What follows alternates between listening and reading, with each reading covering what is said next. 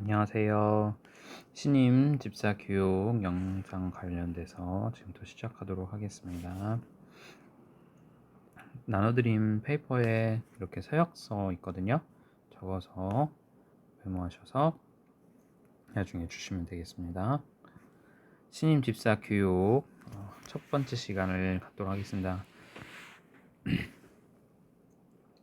강의는 이 내용으로 해서 대략 1시간 정도 강의가 될 것 같고요.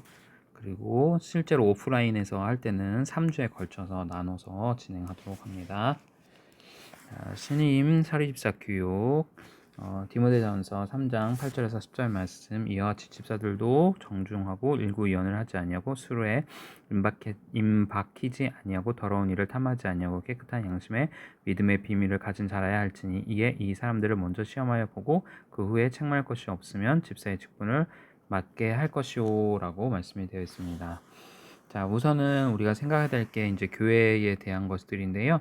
이거 한번 직분은 교회론인데 그 내용들을 한번 보시면 되겠다라는 거고요. 교회론은 이 에베소서 말씀을 바탕으로 되어 있습니다. 이 내용들은 읽어보시기 바라고요.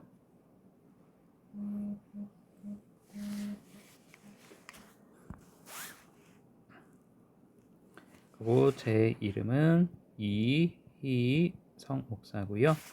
내용은 이렇게 해서 3주 단위로 이렇게 하도록 하겠습니다. 그래서 보시면 되겠고요. 갈게요. 자, 서리 집사란 무엇이냐? 우리 이제 헌법책이 있는데요. 교회다 보니까 각 교회마다 교다마다 뭐 감리교, 장로교, 선교교마다 이제 헌법책이 있는데, 저희도 그 헌법책에 그 정의, 직분에 대한 정의, 특별히 서리 집사에 대해서 정의 나오는데 이렇게 표현하고 있어요. 목사를 도와 교회의 일을 맡아 보며 교인들을 보살피는 직분. 여기서 서리란 사전적으로 직무를 대신하는 사람을 가리키나, 교회법에서 말하면 엄밀히 보조 역할을 하는 임시직이라는 의미이다. 그래서 요 임시직이라는 표현이 나와요. 보시면 이제 집사님은, 우리는 보통 서리 집사와 안수 집사님이 있어요. 안수 집사님이 있단 말이죠. 안수 집사님은 안수를 받는 집사님이고, 이제 항종직이라고 해요. 항종직. 이거는 이제 좀 이따 다시 한번 살펴보도록 하고요. 그리고 이거는 임시직이라고 해서 매년 이제 우리 교회가 여러분들을 이렇게 임명을 하는 겁니다. 그래서 1년에 대한 임시 개념을 갖고 있기 때문에 안수는 한번 임직을 받으면 은퇴할 때까지 이제 계속 나오는데, 특별한 어떤 일이 있지 않는 이상은 하는데, 서리는 그게 아니라 매년 이렇게 신임을 해줘야 돼요. 거기에 대해서 설명하고 있습니다. 그래서 자격은 무은 입교인으로서 교회의 의무를 수행하고요. 타인에게 모범이 되고, 디모데서 3장 8절 13절 말씀, 읽었던 말씀에 해당하는 자 가운데서 당의 결의로 당의적인 임명합니다. 당회가 없는 경우에는 지교회를 심하는 목사가 임명을 하고요. 재직회 회원이 되며 임기는 1년입니다. 임시직은 1년. 따라서 안수 집사가 한 번 장립받으면 평생 집사인 것과 달리 서리 집사는 해마다 임명을 하고 됩니다. 여기서 말하는 평생이란 개념은 아니고요. 은퇴 전까지 그 직무를 감당한다 라는 거고, 은퇴 이후에는 은퇴 안수 집사라는 표현을 써요. 은퇴 안수 집사라는 표를 이 은퇴라는 문을 붙입니다. 자, 그렇게 해서 보고요. 내용은 이렇게 해서 한번 내용을 참고해 보시고요. 이런 것 가운데 우리가 교육을 받아야 된다. 직분을 감당하는 데 있어서 먼저 우리가 한번 신앙으로 점검하고 나가는 게 중요하겠죠. 자, 교회와 조직의 이해를 보겠습니다. 먼저 이제 교회론이라고 했잖아요. 교회에 대한 이론인데, 이 안에 이제 직분론이 들어가다 보니까요.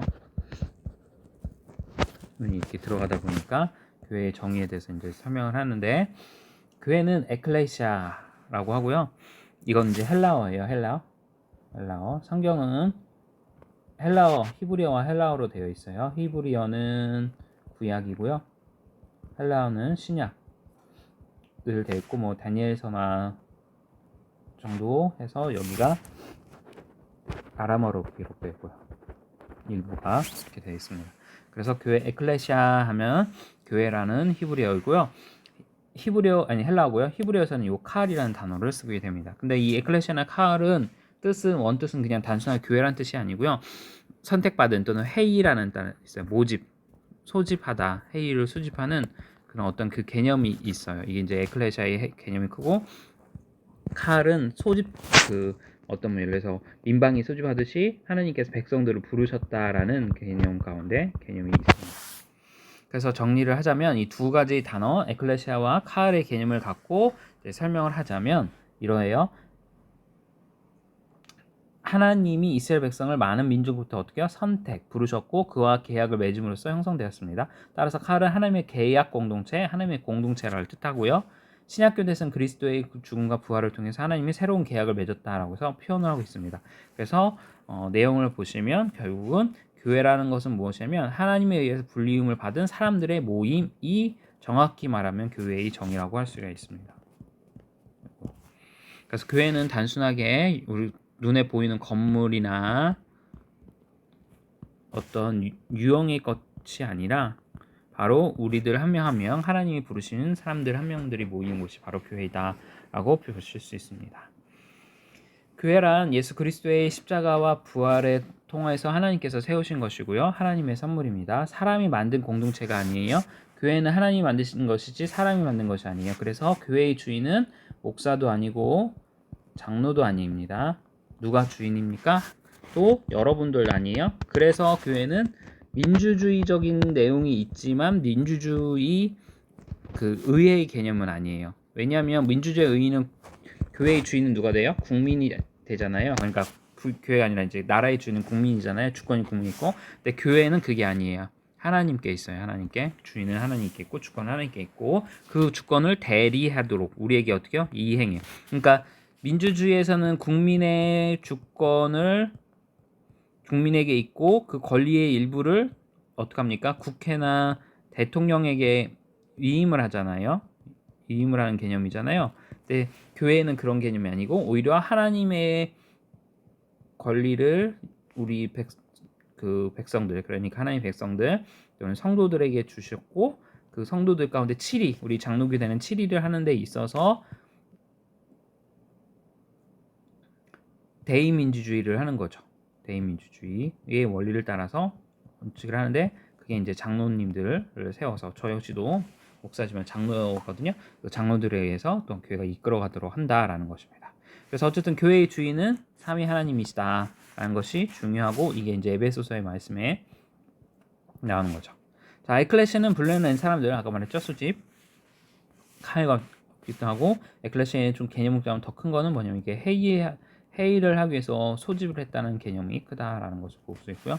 어쨌든 간에 그렇게 해서 날 때 하나님에 의해서 불림을 받은 사람들의 모임이 바로 교회이고 그리스도를 주님만으로 고백하는 요게 네 번째가 매우 중요한데 이것이 교회이다라고 보시면 되겠습니다.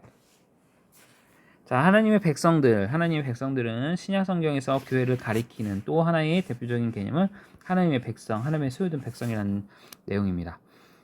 그래서 이 내용 말씀 베드로전서 2장 9절에 10절 너희는 택하신 족속의 왕같은 제사장들이요 거룩한 나라요 그의 소유가 된 백성이니 이는 너희를 어두운 데서 불러내어 그의 기이한 빛에 들어가게 하신 이의 아름다운 덕을 선포하게 하려 하심이라. 너희가 전에는 백성이 아니더니 이제는 하나님의 백성이여 전에는 국류를 얻지 못하더니 이제는 국류를 얻은 자아니라 라고 하면서 말씀을 이야기해 주고 있고요. 자, 하나님 백성이 결국은 하나님 교회다라고 또 정의할 수 있는 것이죠. 하나님의 백성은 예수 그리스도께 대한 믿음을 통하여서 구성되고요. 구약 성경에서는 하나님의 백성은 하나님의 선택과 부르심을 통하여 형성되어 있고요. 하나님의 백성은 하나님의 부르심에 응답하는 사람들로 구성되어 있습니다. 자, 그래서 에베소서의 말씀을 따라 교회의 머리는 누굽니까? 주님이시고 각 지체가 우리들이 되는 것이죠. 자, 그래서 주님이 교회의 주인이시고 주님의 명령을 따라 나아간다. 그리고 그 주님의 명령이 기록된 게 성경이고 성경의 원리를 따라서 만들어진 것이 그 정치 원리가 바로 장로교 제도이다라고 보시면 되겠습니다. 또 만물을 그의 발 아래 속정하게 했고 그 만물을 그의 머리 말씀드렸죠. 머리로 삼으셨다라고 보시면 되겠습니다. 그리고 그의 몸인 교회의 머리가 그가 근본이시고 죽은 자도 본다 하시는 만물이 되게 했다. 지체 여기 나오죠. 그래서 이 말씀을 따라 우리는 각 지체이다. 그래서 이제 우리 지체들은 어떻게 합니까? 어떤 지체는 이제 좀 이따 말씀을 또 이어서 내용들을 설명드리겠지만 은사를 따라 교회는 직분이 세워진다라는 것을 여러분들 이해하시면 되겠어요. 자, 그래서 내용들 보시면 되겠고요. 교회는 그리스도의 몸이요 교인들의 몸을 이룬 지체입니다. 교회는 그리스도의 몸이며 동시에 그리스도의 교회의 머리라고 합니다. 그리스도는 그러므로 교회는 그리스도의 주권이 언제나 세워져야 합니다. 교인들은 머리이신 그리스도께 절대 순종하고요. 그리스도의 영광을 위해 살아야 합니다. 교인들이 예수님께 배워야 할 최고의 덕목은 사랑입니다. 서로 사랑하는 것입니다. 새 계명을 너에게 주노니 서로 사랑하라. 내가 너희를 사랑한 것 같이 너희도 서로 사랑하라. 너희가 서로 사랑하면 이로써 모든 사람이 너희가 내 제자인 줄 알리라 하면서 이야기하고 있습니다. 자, 그 다음에 두 번째는 이 내용 가운데 교회의 원리를 설명하는 거죠. 그 가운데 두 번째는 그리스도의 몸은 교회 속에 하나, 교인들이 하나가 되는 것. 아까 1번에서는 각 지체에 대한 표현을 썼고요. 2번에서는 교회들이 하나가 돼야 되는데 통일성을 이루어야 된다는 거죠. 근데 어떤 것에 대한 통일성이냐? 아까 우리 교회에 대한 정의를 할 때 어떻게 했죠? 하나님이 부르신 백성들의 모임이라고 했어요. 그리고 그 백성들은 어떻게 해요? 예수님을 주님으로 신앙 고백한다고 말씀을 드렸어요. 신앙 고백. 자, 무엇이 중요하면 우리는 이제 사도신경으로 예배를 신앙을 고백해요. 사도신경. 신천지는 사도신경을 부인합니다. 왜냐하면 이 사도신경을 고백하고 인정하면 신천지의 교리가 모두 무너지기 때문입니다. 우리는 이 사도신경을 따라 나오는데 이 사도신경은 성경의 말씀을 따라 사도들의 가르침을 요약해서 하나의 신경으로 이야기하고 있는 거죠. 믿음의 고백. 그래서 우리는 어떻게 합니까? 예배 시간에 처음에 드릴 때 어떻게 해요? 이 신앙 고백을 하는 겁니다. 신앙 고백. 교회는 다양성을 인정해요. 다양성. 이제 우리가 그 차별금지법이라는 거를 반대하잖아요. 자, 우리는 차별을 금지해요. 우리는 반대합니다.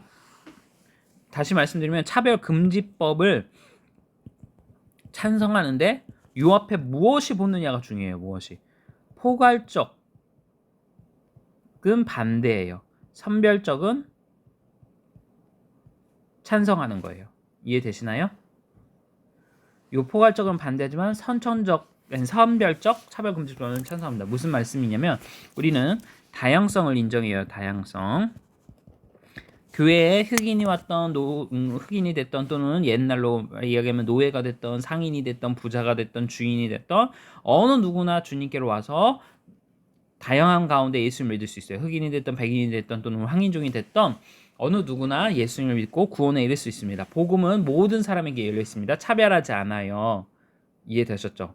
그러나 다만 여기서 말하는 차별금지법은 무엇입니까? 포괄적 차별금지법은 예컨대 우리는 동성애자들도 사랑으로 교회 오는 것을 반대하지 않아요. 다만 무엇을 반대하는 거죠? 동성애를 반대하는 겁니다. 동성애만 반대하나요? 그렇지 않아요. 성적으로 타락한 이성애도 반대합니다. 이해되시죠? 그 외에 범죄함에 대해서 다 반대하죠. 이거는 성경에서 하지 말라는 것이기 때문인 것이죠. 우리의 모든 신앙의 고백은 성경에 근거하고 있어요. 어떤 저의 말이나 목사의 말이나 장로의 말이나 어떤 탁월한 학자의 말을 신학자의 말에 따라서 교회가 운영되는 것이 아니고요. 교회가 운영되는 것이 아니고 오직 어떻게 해요? 하나님의 말씀 안에서 말씀의 원리대로만 신앙의 원리를 따라 교회는 모든 것이 운영돼야 된다라는 것입니다. 이해되셨죠? 우리의 신앙의 모습도 마찬가지로 하나님의 말씀에 근거해서 나오고 이 모든 것을 간단하게 우리의 신앙으로 고백할 수 있도록 만들어진 것이 뭐냐? 사도신경이라는 것입니다. 사도신경은 핵심은 뭐냐면 예수님만을 우리의 주님으로 모시고 예수님만을 우리가 주님으로 믿는다라는 그 신앙의 고백이에요. 이것은 무엇을 의미하냐면 바로 통일성을 의미해요. 통일성. 그래서 교회는 다양성을 인정하면서 동시에 통일성을 요구해요. 어떤 통일성이냐?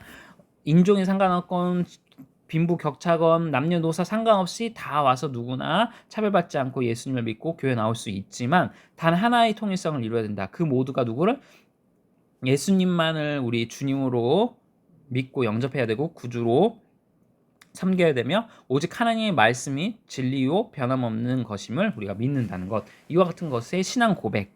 이것이 이제 사도신경이고 우리는 그것을 부인하지 않고 철저하게 그것의 말씀에 따라 살아간다라는 것입니다. 이 이야기를 드리는 거예요. 이해되셨죠? 그래서 교회 안에는 다양성과 통일성이 동시에 존재하는데 우리가 말한 거는 이 통일적인 신앙의 고백 가운데 하나님의 말씀에 어긋나는 이 포괄적 차별금지법을 반대한다. 그래서 우리는 포괄적 차별금지법을 반대한다고 해서 다양성을 인정하지 않고 오로지 공산주의처럼 그렇게 하는 것을 이야기하는 것이 아니라 교회에서 말하는 이 차별금지법을 반대하는 것은 선별적으로의 내용 가운데 신앙의 말씀 가운데 우리가 그 사람을 미워하지 않고 그 범죄함에 대해서 분명하게 얘기한다라는 것입니다. 네, 그래서 신앙의 통일성과 다양성을 이해하시면 되겠고요. 그래서 그런 부분 가운데 이제 우리 신앙 고백이 이렇게 다양성이 인정되면서 동시에 통일성이 된다 그 얘기입니다. 자, 교회가 그리스도의 몸이요 지체라는 거 아까도 말씀드린 건물이 아니라 바로 성도들이 교회이다. 그리고 동시에 하나는 성도들이 하나님의 교회이기 때문에 성령이 하나님의 정인 것을 이야기해서 우리를 전을 어떻게 해요? 늘 거룩하게 생활을 해야 된다라는 것이 이제 사도 바울이 우리에게 권면하신 바입니다. 자, 교회론을 꼭 여러분들이 기억하려면 에베소서 말씀을 꼭 기억해야 되고요. 좀 읽어야 되고요. 자, 에베소서에는 이렇게 표현합니다. 그러므로 이제부터 너희는 외인도 아니요 나그네도 아니요 오직 성도들과 동일한 시민이요 하나님의 건속이라. 너는 사도들과 선지자들 터 위에 세우심을 입은 자다. 이것이 사도신경의 또 내용이게 나타나고 있습니다. 그래서 사도신경이라고 하는 거예요. 사도들의 신앙 고백 가운데 있다. 자, 그래서 그리고 이제 모퉁이돌, 이제 머릿돌이죠. 우리 예수님이 모든 것의 시작이고 끝이다라는 것을 이야기합니다. 자, 그리스도는 성령을 통해서 성인과 함께 교회 안에 현존합니다. 예수님이 함께 계실 때는 예수님이 우리의 스승이 되시고 우리의 보혜사가 되셨는데 지금은 예수님께서 승천하셨고 누가요? 성령 하나님께서 우리의 보혜사가 되십니다. 그래서 성령님이 교회의 주인이 되신데 아까 말씀드렸던 삼위 하나님, 예수님과 성령님과 성부 하나님은 동시에 같은 분이시기 때문에 우리가 성령 하나님 역시 교회의 주인이다 이야기해도 크게 다르지 않고요. 그래서 성령님의 전이라는 표현을 쓰게 되는 겁니다. 자, 교회의 조직을 볼게요. 자, 교회의 조직은 다음과 같이 설명을 되는데요. 자, 선교적 사명을 완수하기 위해서 조직체를 갖고요. 또 하나는 교육과 신앙교육과 신앙의 전수를 하기 위해서 성경적 권위의 근거에 의해서 조직체를 만듭니다. 사용 목적은 이렇게 됩니다. 이스라엘 백성들을 잘 재판하기 위해서 이끌기 위해서 그리고 제자들을 세우는 건 주님과 함께이기 위해서 전도하고 귀신을 쫓기 위해서 그러니까 사역이죠. 그리고 구제를 위해서 그리고 일꾼들을 세우기 위해서 하는 겁니다. 일꾼은 이렇게 나오고요. 자, 이상의 목적들을 볼 때 교회 조직은 청지기처럼 동사하여 주님의 몸된 교회를 더욱 굳건하게 세우기 위해서입니다. 이것이 직분의 목적이죠.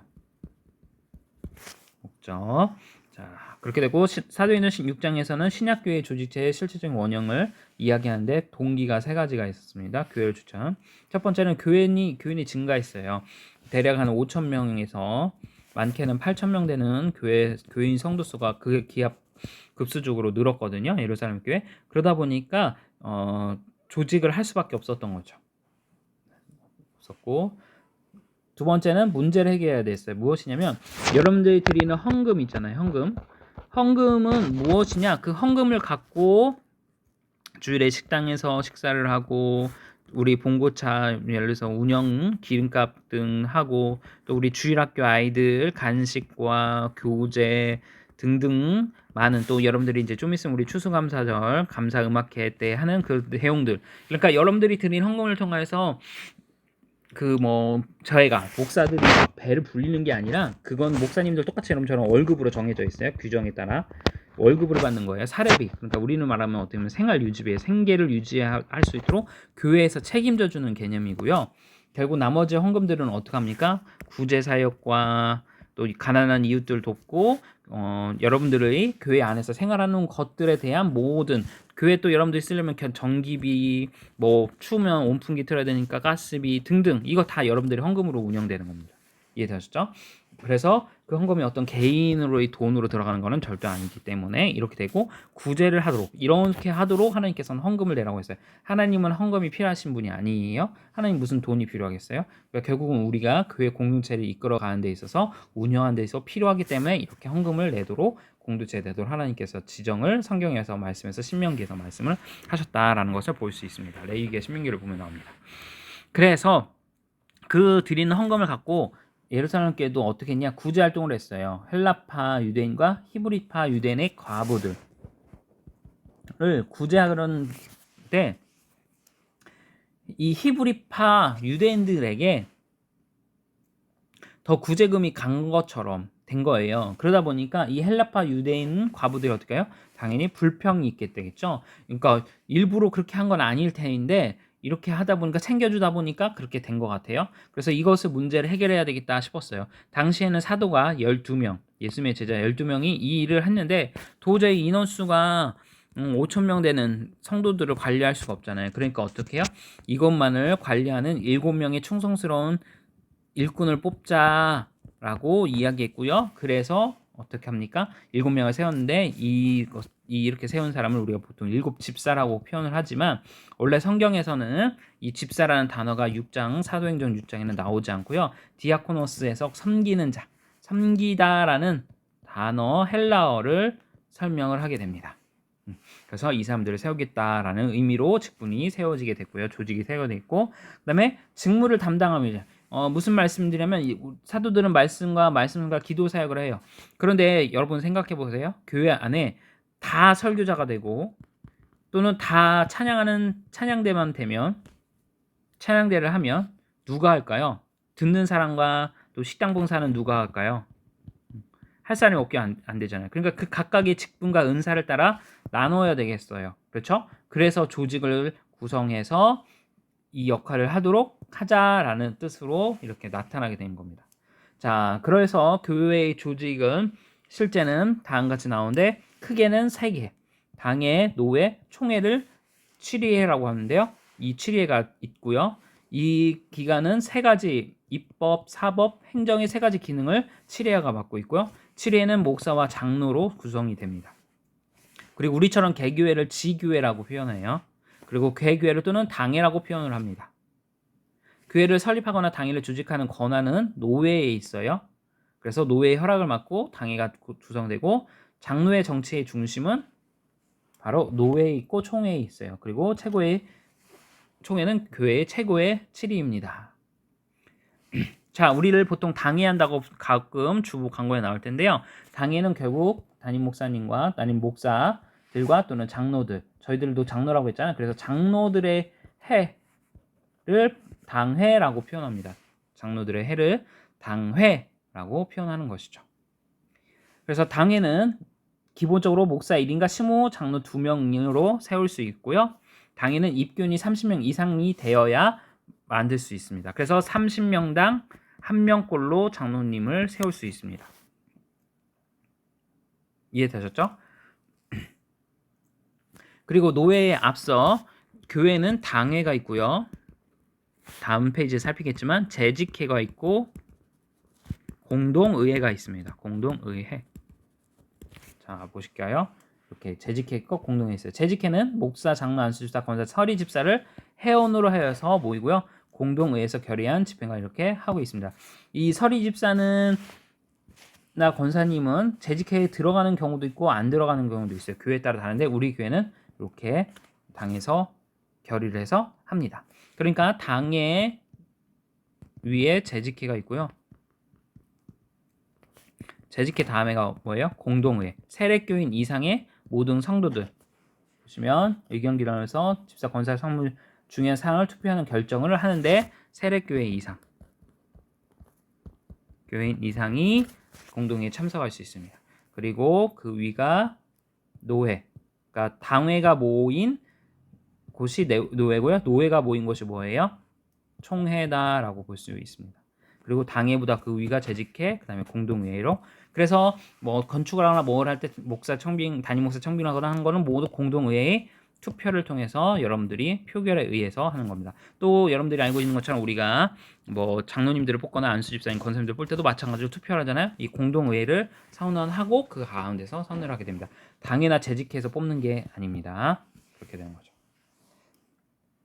그래서 당의 직무, 그래서 우리가 아까 했던 간접민주주의 개념인데, 당의 공동의회가 안건을 당회에다 넘겨서 일 처리를 순조롭게 할 수 있도록 이렇게 조직을 구성한 것이고요. 그런 가운데 중요 사항들은 재직회에다 안건을 묻고 그 재직회가 또 다시 공동회의에 물어서 결정하게 하는 것 같은 시스템이 있습니다.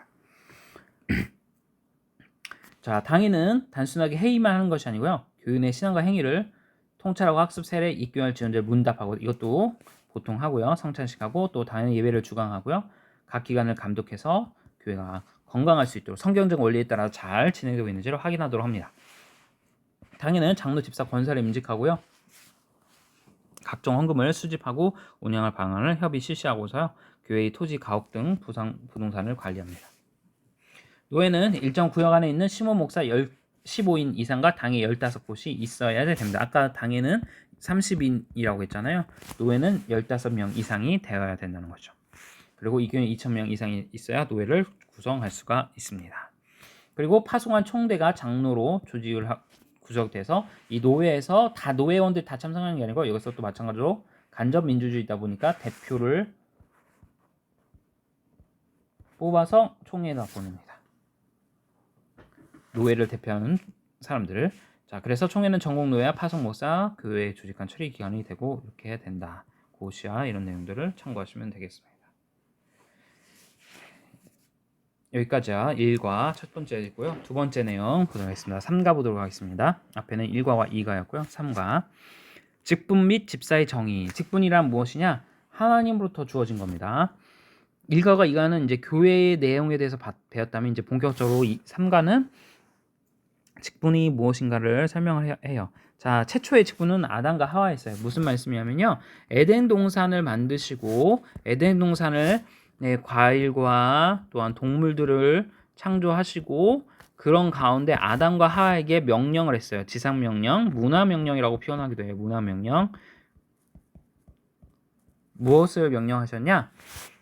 땅을 정복하고 다스려라 또는 충만하라 라는 표현을 했어요. 우리가 다스리다 보면 어떤 정복하라 하면 언거를 이렇게 힘으로 억누르는 것만 생각하는데, 그게 아니라 간단히 설명하면 관리해라.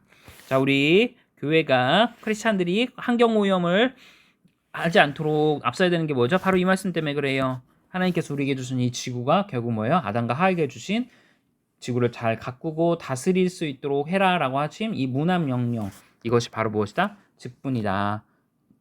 성경에 나오면 인류의 최초의 직분이다라는 것이죠. 그리고 아담과 하와에게 이 내용을 주셨어요. 그리고 이후에는 예배하는 성막을 예배를 돕는 제사장들을 세우기도 했고요. 또 각각의 군인과 여러 다양한 직분자들이 교회 안에 세우게, 또 나라 안에 세워지게 되었습니다. 자, 직분은 누구 것이죠? 하나님의 것이기 때문에 내가 하고 싶다고 할 수 있는 것이 아니고, 또 하지 않겠다고 해서 안 하는 것이 아닙니다. 하나님의 명령에 따라서 순종함으로 하는 것입니다. 그래서 교회로부터 직분을 임명받은 자는 그 직분은 하나님께서 주신 것이기 때문에 직분을 무시하거나 소홀히 취급하면 안 됩니다. 맡은 직분이 자신의 세상주의와 체면에 어울리지 않아서 세상 명예가 조금은 깎인다 해도 교회로부터 받은 직분에 충성해야 하는 것이죠. 자, 왜 그래야 될까요? 우리는 나중에 하나님 앞에 심판대에 가면 책이 두 가지가 있대요. 하나는 생명책이 있고요. 또 하나는 행위를 기록한 책이 있다고 해요. 요한계시록에 보면 생명책은 누가 천국 간지 안 가는지 우리 이름이 기록되어 있고, 행위 기록처는 이 지구상을 생했던 모든 우리의 행위가 다 기록되었다고 합니다. 그러니까 우리가 하나님 앞에 어떻게 신앙생활하고 믿음생활을 했는지를 행위가 다 기록되어 있어요. 낱낱하게. 그래서 우리가 주님의 맡은 자의 구할 것은 충성이라 하신 것처럼, 우리가 직분을 맡았을 때 충성하고 그 직분을 감당할 수 있어야 되는 것이죠. 그리고 그와 같은 것들을 하나님께서 다 기억하시고, 이 땅과 또한 내세와 금생에 또한 복되게 하나님께서 직분을 감당할 때 축복해 주신다라는 것입니다. 그리고 한 번 맡은 직분은 교회 명예에 있을 때까지 불가항력적인 발생 이전에 절대 공로해서는 안 된다라는 것을 보게 되겠습니다. 자, 보상이 따른다. 성례성 말씀을 방금 드렸고요. 자, 집사의 원어는 영어로는 디콘인데요. 이것이 어디에서 파송됐냐? 이 디아코노스에서 파송이 됐다라고 보시면 돼요. 그래서 성경에서는 그 헬라 언어상 집사라는 단어가 없어요. 최초로 이것은 사도 바울이 아까 우리 살폈던 말씀에서 처음으로 사용을 했지만 사실은 이 집사라는 단어가 헬라 단어가 없고요. 이 디아코노스 섬기다 또는 섬기는 자라는 단어로 계속 사용되었어요. 그리고 이 단어에서 라틴어가 파생되고 그 라틴어가 발전해서 이 영어인 디콘으로 바뀌었다라고 보고 있습니다. 그래서 디아코노스를 많이 집사라고 번역되지 않았을 때는 보통 일꾼, 종으로 이해를 했다는 겁니다. 번역하고. 그래서 이 디아코노스를 먼지를 통해서 또는 섬기는 자라는 거고, 또 예전에는 이 디아코노스라는 단어가 그 뱃사공 있잖아요. 뱃사공. 배를 짓는 그 사공들 또는 그 노예상의 그 배너 혹시 보셨나요?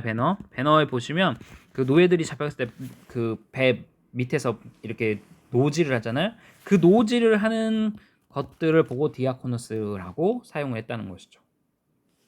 그렇게 보고 있고요. 그리고 이 단어의 처음 집사라는 단어는 사도 바울이 썼고, 아까 이 말씀드린 사도행전 6장에는 집사라는 단어가 한글로는 되어 있지만 원래는 원어에는 없다. 어떤 단어? 이 디아코노스, 섬기는 사람을 일꾼을 세워라. 이 일꾼을 세워라라고 표현을 했고요.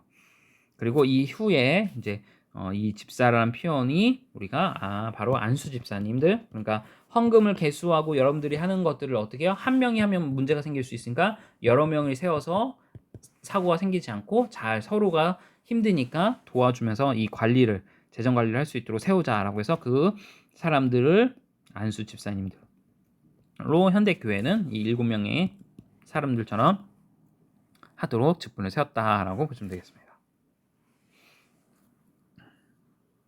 그래서 말씀대로 재무와 구제 업무 것들을 한다라는 것이죠. 그리고 오늘은 변함없이 목사는 기도하는 이가 말씀에 전무하도록 보조가 되었다라는 거죠. 자, 집사의 구분은 항존직. 여기서 말하는 항존직은 자, 이것을 이제 오해하시면 안 되는데 원래 말하는 이 항존직은 한자 그대로 항상 존재하는 직분이라는 뜻이에요. 항상 존재하는 직분. 어디에 존재할까요? 교회가 이 땅 가운데 있는 동안. 그러니까 무슨 말씀이냐면 여러분들 혹시 알고 있는 안수 집사님은 평생 안수 집사라는 표현이 아니고요. 그 표현이 아니라 이 안수 직사라는 또는 목사라는 직분이 말 그대로 제가 목사지만 제가 항종직으로 나는 계속 평생 목사로 영원토록 제가 계속 한다는 게 아니라요. 이 목사라는 직분, 이 안수 집사라는 직분, 장로라는 직분이 교회가 존재하는 한 없어지지 않는 직분이다라는 것입니다. 이해되셨죠? 그래서 저희들은 어떻게 해요? 나중에 은퇴를 해요. 은퇴. 호칭적인 명언은 은퇴 목사 또 뭐 이렇게 표현을 하지만 결국은 은퇴한다는 말은 뭐예요? 일선에서 물러난다는 말이에요. 우리가 평생 죽을 때까지 한다는 게 아니라 물러난다는 것이에요. 이해되셨죠? 그래서 한종제라는 의미는 이 장로, 안수, 목사라는 이 직분이는 교회가 존재하는 한 계속 있도록 되어 있고 그 한종직이 되었을 때 우리는 그 임기가 교회법에 따라 다르지만 뭐 70년 또는 65년 동안 살살까지 있다가 은퇴를 하게 되고 그 직분에서 물러난다라는 걸 이해하시면 되겠고요. 자, 장립집사라고 이렇게 하고 안수집사 또는 하고 임시직 서리집사는 다르다라고 보시면 되겠습니다. 문제는 참고하시고요. 집사의 자격은 어떻게 되냐? 사도행전 6장과 디모데서 3장에 나온 대로 설명합니다. 자, 6장에서는 뭐라고 했냐면 믿을만 하고 성령과 지혜가 충만한 사람이라고 했어요. 왜 믿어야 될까요? 재정을 맡아야 되고 또한 신방과 각각의 등등 여러 교회 사역들을 할 때 문제가 생기면 안 되니까 당연히 믿게 됐죠. 그리고 디모데전서에는 근엄하고 한 입으로 두말하지 않고 가음, 술 먹지 않아야 돼요. 술 먹지 말고 보통 우리는 뭐 술 취하지 말라 하면 뭐 이렇게 막 여러 가지 하는데 그렇지 않아요. 여러분들이 내용 가운데 생각을 할 때 술을 먹지 말아야 되는구나. 성경에서는 술 먹지 말라는 말씀도 분명히 있습니다. 술 취하지 말라만 있는 건 아니에요. 그리고 우리가 경찰들이 이렇게 음주 추정을 하잖아요. 그러면 한 잔만 먹어도 어떻게 됩니까? 음주한 걸로, 술 취한 걸로 인식을 하고 구속되잖아요. 그러니까 아예 입을 대지 말고 술만 취하지 않으면 괜찮지 않냐 라는데 그게 아닙니다. 이거는 그 편이 아니에요. 자, 그 다음에 부정한 일을 탐하지 않고 의식을 깨끗하게 하시고 믿음의 비밀, 우리의 신앙의 확신을 표현하죠. 가진 사람이어야 됩니다. 그리고 집사는 한 아내의 남편. 마찬가지로 이것은 안수 집사님께만 대한 게 아니라 여러분들 서리 집사 모두 여러분 역시 다 포함돼서 한 아내의 남편, 한 남편의 아내로서 자녀와 자기 가정을 잘 다스려야 되는 여러분들이 교회뿐만 아니라 집안에서 가정에서도 본을 보여야 된다라는 것입니다. 그래서 교인들과 삶 말씀드린 것처럼 가망을 주고 이렇게 해야 된다는 거죠. 직무, 그럼 뭐 어떤 일을 하는 것이냐? 간단히 말하면 은사, 여러분들의 은사를 따라서 잘 섬기시면 됩니다. 사람들을 사도들을 돕는 일과 매일 구제하고 봉사하는 일을 하고요. 여러 가지 일들 하면 되고 아까 말했던 이분들 이제 전도자.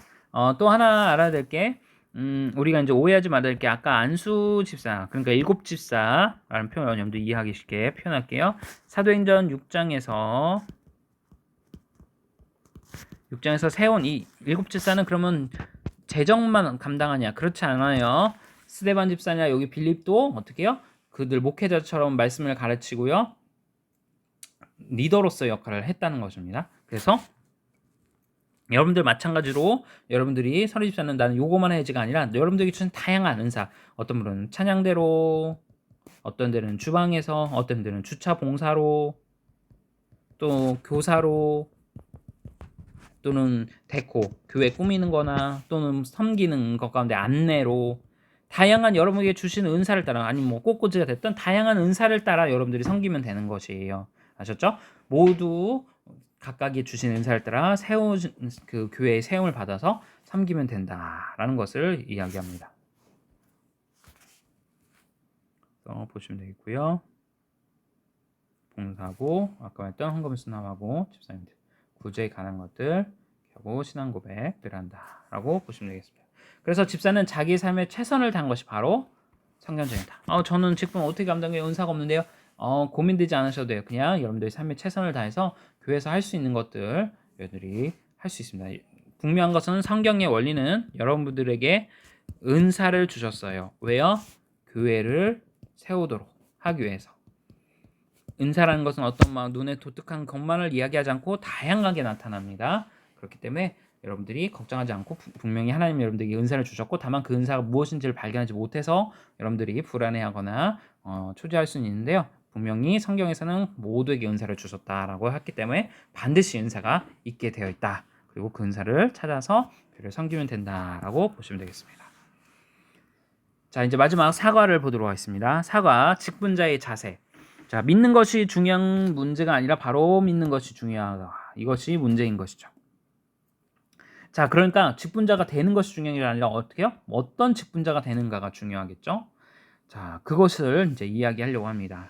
그래서 의무를 감당하는 교인들 중에 선택받은 사람이 재직이라고 하고요. 봉사의 직분 이렇게 다양히 있습니다. 자, 그런 가운데서 여러분들은 그러면 그래서 아까 재직에 참석한다고 했죠. 자, 그러면 직분자가 지켜야 할 자세가 무엇일까요? 첫 번째는 주일성서죠. 주일성서. 예배에 철저히 드려야 됩니다. 직분자의 가장 1순위, 무엇보다도 1순위는 섬김보다도 가장 1순위는 예배입니다. 마찬가지예요. 저희가 목사로서 다양한 기능들이 있지만 가장 중요한 건 예배입니다. 예배. 네. 목사가 설교하고 기도하고 찬양하고 함께 예배드리는 이것이 도외시 되면 절대 안 되는 거죠. 여러분들도 마찬가지예요. 모든 직분의 1순위는 예배입니다. 그리고 주일을 어떻게 지킬 것인가? 바로 쉬고 주일에 참된 안식. 단순하게 아무것도 안 하는 게 안식이 아니에요. 참된 안식은 무엇입니까? 하나님을 예배하는 것. 그리고 구제하고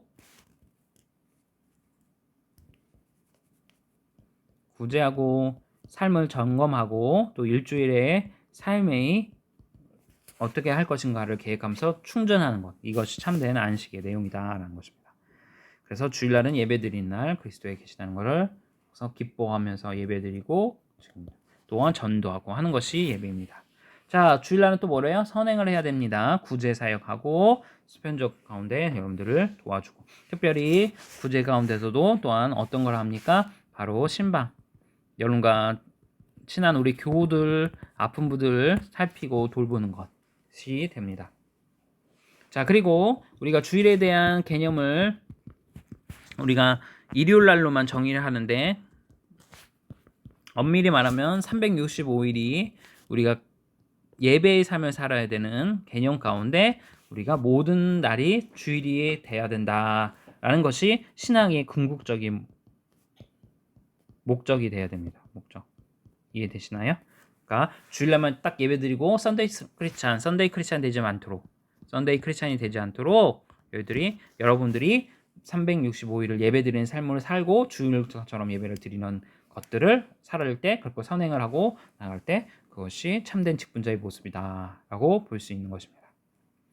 자, 거룩히 지키는 것은 무엇일까요? 오락을 떠나야 하고요. 올해의 일체 일을 그만두고 예배를 집중하고 섬기는 겁니다. 자, 주일을 귀중한 날로 지켜야 되고요. 앞에서 냈던 내용들 또 다시 반복이고요. 예배와 생각 보시면 되겠습니다. 예배를 존중히 여기는 자세. 자, 예배는 어떻게 합니까? 우리가 무릎 꿇고 경배 드리는 것입니다. 경배가 무엇일까요? 납작 엎드리는 거예요. 하나님 앞에. 자, 이 말은 무엇입니까? 우리의 주인이 누구시다? 하나님이시다, 주님이시다라는 우리의 신앙의 고백입니다. 아까 말했던 사도신경에 나오는 고백이죠. 그것이 예배가 되어야 합니다. 예배.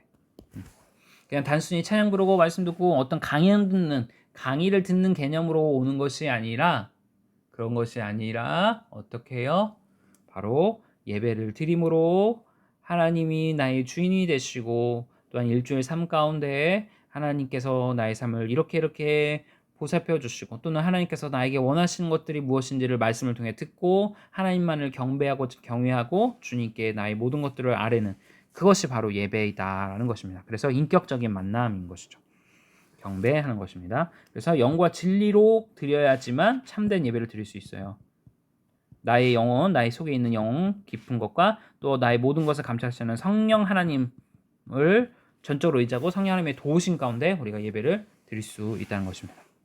자, 예배의 목적은 교파와 사람에 따라 달리 말할 수 있으나 공통점은 뭐예요? 영광 돌리기 위해서. 이거는 모든 교단이 다 동일해요. 모든 교단이 예배의 목적은 뭐라고 표현합니까? 하나님께 아까 말씀드린 것처럼 영광, 사람에게 아니라 하나님께 영광이 목적이 되어야 된다는 것입니다. 자, 그래서 영광은 교회에 더 영광 돌리는 거다라고 보시면 되겠습니다.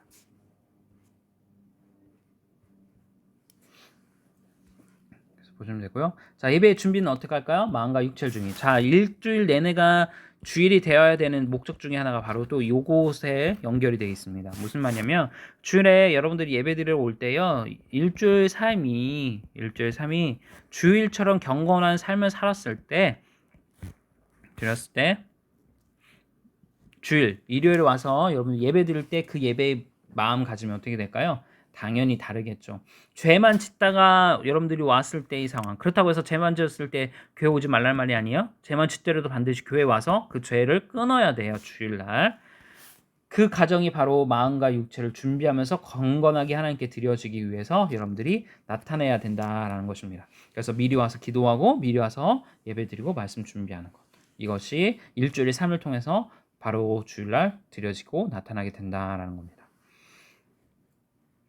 자, 우리 신앙생활에서 매우 중요한 것 중에 하나는 바로 말씀입니다. 정경, 캐논이라고 합니다. 무엇이냐면 기준, 잣대라는 뜻이에요. 잣대.